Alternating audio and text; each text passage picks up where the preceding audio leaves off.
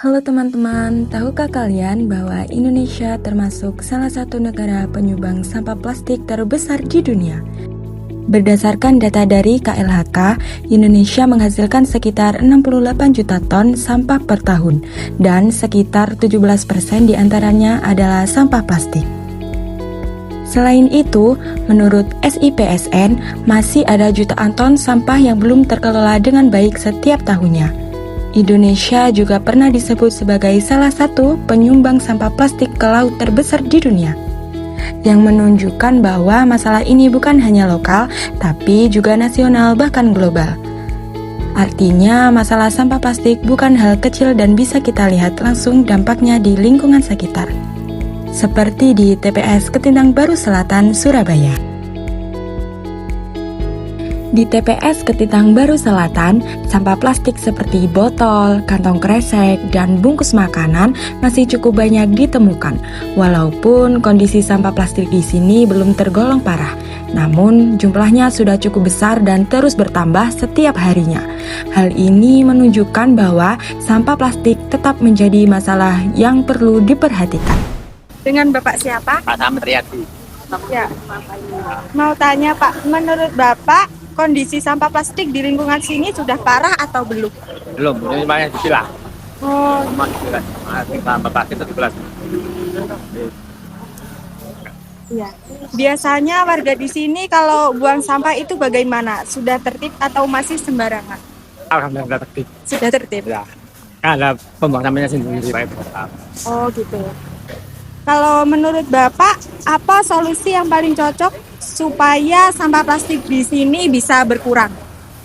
Ya di tiap kelurahan harus diberikan bank sampah, itu yang paling setiap bermanfaat. Ya, tiap kelurahan tuh ada bank sampahnya sendiri, atau tiap RW, minimal RT lah. Tiap RT punya bank sampah sendiri kan berkurang sama plastik. Sama kardus, plastik, kertas itu sama semua. Tinggal sampah dapur aja.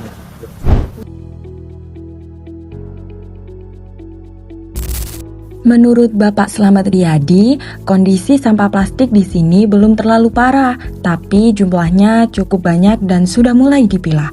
Beliau juga mengatakan bahwa warga di sini sudah cukup tertib dalam membuang sampah karena setiap rumah memiliki tempat sampah masing-masing.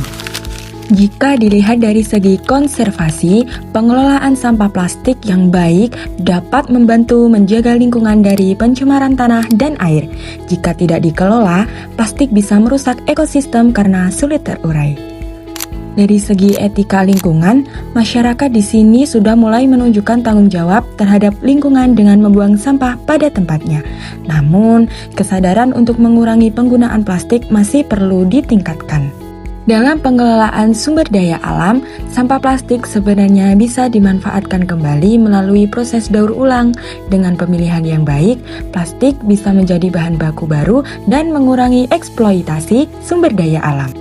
Jika dikaitkan dengan kearifan lokal, Indonesia kita punya budaya gotong royong yang bisa jadi solusi untuk masalah ini. Contohnya seperti kerja bakti membersihkan lingkungan atau saling mengingatkan antar warga untuk menjaga kebersihan. Dengan semangat kebersamaan, pengelolaan sampah bisa dilakukan secara lebih efektif dan berkelanjutan. Menurut Bapak Slamet Riyadi, salah satu solusi yang disarankan untuk masalah sampah di sini adalah menyediakan tempat sampah di setiap RT atau RW, supaya sampah bisa dipilah dengan lebih baik.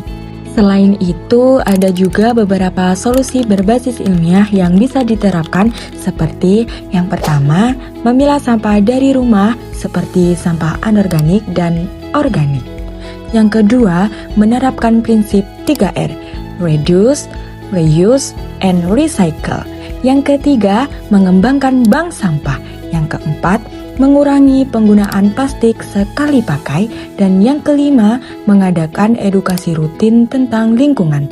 Dengan langkah-langkah ini, jumlah sampah plastik bisa dikurangi secara bertahap. Jadi, meskipun kondisi di TPS Ketintang Baru Selatan belum terlalu parah, tetap diperlukan upaya bersama agar masalah sampah plastik tidak semakin besar. Yuk mulai dari diri sendiri, karena lingkungan bersih adalah tanggung jawab kita bersama.